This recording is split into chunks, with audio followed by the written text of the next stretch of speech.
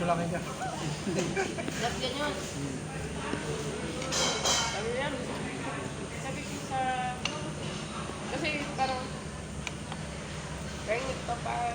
Ano yun? Nagpapa-approve si Mama dyan ng mga...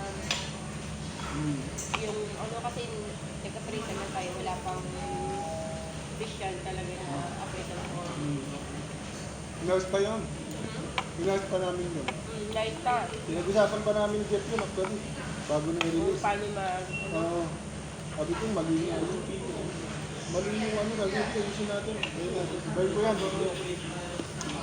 Tapos yun, bago na... Ha? Hindi sa akin ko yun. Sabi ko sa iisip, ganyan. Yung ano namin, sample. Behind expectation. Sample, nagawa mo lang yung